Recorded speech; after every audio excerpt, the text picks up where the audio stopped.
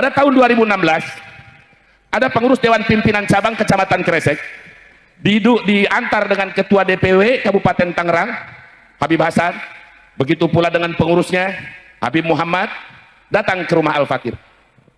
Ini sekaligus mengklarifikasi info-info yang beredar. Sekelumit saja, datang ke rumah Al-Fakir, minta diizinkan untuk nyalon bupati di Kabupaten Tangerang. Nyalon bupati di Kabupaten Tangerang. Kenapa? Karena memang suara FPI di Kabupaten Tangerang ini bukan hanya sudah tingkat desa, sampai tingkat posko. Karena Al-Fakir selalu melihat seorang pemimpin harus tahu peta. Kecamatannya ada 29. Yang baru di tingkat kecamatan ada 2, Gunung Kaler dan Kecamatan Kresek. Di Kecamatan Kresek ada 9 desa. Ada 9 desa.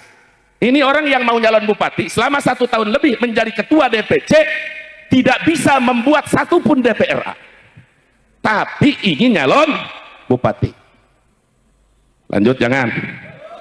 Ini babnya bab begal nasab, kesananya nih panjang. Ini kan baru kali ini saya buka, karena ini sangat luar biasa. Akhirnya, karena di FPI itu adalah bukan tempat untuk mencari uang, dan FPI tidak biasa menyampaikan proposal kepada DPRD, kepala dinas, bupati. Biasa mau bikin pondok mandiri masing-masing, kecuali umat yang peduli. Tidak membuat proposal kepada instansi-instansi pemerintah atau yang mengikat. Jadi kalau cari duit, cari proposal di FPI, salah tempat. Datanglah, diantar dengan Habib Hasan, ditantar dengan Habib Abdurrahman, almarhum Habib Muhammad, Sekda Buran, dan lain-lain. Maka kata Al-Fakir, memang suara kita bagus, bahkan calon bupatinya saja pengen ketemu Al-Fakir. Namun Al-Fakir dalam urusan politik ini biasanya hati-hati.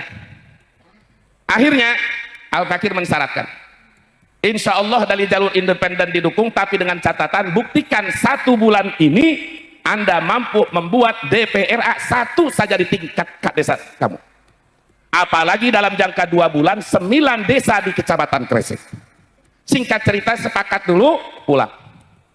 Dalam jangka 3 bulan tidak mampu membentuk 1 DPRA pun. Melihat dari akhlak-akhlak yang kebiasaannya, oh ini mau memanfaatkan FPI. Sehingga Al-Fakir perintahkan kepada Habib Hasan, jangan sampai ormas FPI dimanfaatkan oleh kepentingan orang. Betul? Mengambil keputusan. Diambillah keputusan, maka tidak direstui untuk nyalon bupati Kabupaten Tangerang. Karena tidak mencukupi syarat. Tidak mencukupi syarat. Artinya jangan ngurus 1 kabupaten, 1 desa aja nggak bisa bikin DPR. Dari situlah mulai. Singkat cerita, terjadilah Pilbub Tangerang. Setelah Pilbub Tangerang terjadi 2019. Sebelum 2019, imam besar kita masih di Mekah. Ini orang suka gibah terhadap imam besar. Akhirnya diberikan surat teguran melalui Sekda Burhan almarhum, melalui Ustadz Ra'ub Cikupa.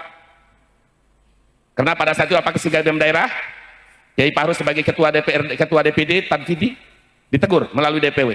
Sampai 3 kali teguran, karena masih sopan, maka ini sudah tidak bisa dibiarkan. Kalau sudah menghina imam besar, walaupun beliau tidak tahu, kita tidak terima. Karena beliau kita tahu berjuang di jalan Allah Subhanahu wa Ta'ala dengan jiwa, raga, harta sampai detik ini luar biasa bagi Al-Fakir. Belum melihat seseorang yang lillahi ta'ala dalam perjuangan. Dengan resiko di penjara, resiko segala macam. Fitnah di luar, mereka yang tidak tahu. Tapi Al-Fakir tahu, semakin tambah mahabbah dan tambah iktidal. Akhirnya dibawakan surat. Jadi begitu adat Al-Fakir. Orang mau dipecat, itu masih sopan kita. Disodorin surat pengunduran diri. Itu memang di FPI seperti itu. Jadi kalau ada, saya tidak mengundurkan, saya tidak dipecat, tapi saya mengundurkan diri. Itu proses kita menyodorkan surat. Lebih baik Anda mengundurkan diri. Akhirnya mengundurkan diri. Semakin kesini, semakin gila. Pertama, saya doakan mudah-mudahan Allah segera kasih taufik hidayah. Segudang dalil, Pak Ahmad Dolul Mudillul Mutakabbirul Anid, fa idza atatud dalail wal barahid takabbaru 'anil haq wa ajjaba bi nafsihi wa ra'yihi bal qala wa in aftal muftun wa in aftal muftun wa in aftal muftun wal iyadu billah. Kalau orang sudah sesat, menyesatkan, takabur, sombong, keras kepala, jika didatangkan dalil minta dalil, dikasih dalil minta debat disiapkan, bukannya taslim malah tambah sombong, tambah nangtang kesana kemari. Betul? Wa ajaba bi nafsi wa ra'i, dan bangga dengan dirinya, bangga dengan pendapatnya. Ulama yang hidup dari mulai Al-Imam Ubaidillah sampai kepada ulama masa kini semuanya ditentang. Kenapa? Siapapun ulama yang berfatwa bima la tahwa nafsuhu, dengan fatwa yang tidak sesuai dengan keinginannya, karena sudah menyatakan wa in aftal muftun, sekalipun para mufti berfatwa tetap akan ditolak. Jadi orang yang semacam ini sudah tidak perlu dikasih dalil, tapi pertama cukup didoakan, mudah-mudahan Allah memberikan hidayah ke jalan yang benar. Dan Allah Maha tahu orang yang dicap tidak akan mendapatkan hidayah jika memang dalam iradatmu, dalam takdirmu dia akan terus menyesatkan umat, tidak akan mendapatkan hidayah.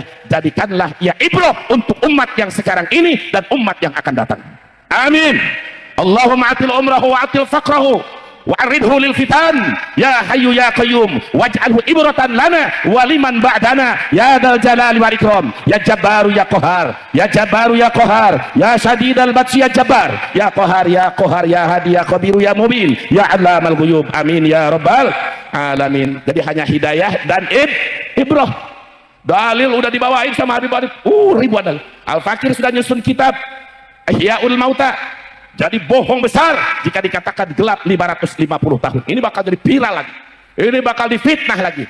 Bagi Anda seorang kiai, bagi Anda yang disebutkan ustadz, daripada Anda berkomentar di YouTube, berkomentar di media sosial, datang Anda ke rumah Ana, kita berdiskusi dalil dengan dalil. In kana indaka dalilun yadullu ala sihhati da'wakum fa ana usallimu wa ila fala. Jika kamu punya dalil yang sah sesuai dengan dakwaanmu, maka demi Allah aku akan taslim. Tapi jika kamu yang kalah dalil, maka wajib kamu taslim.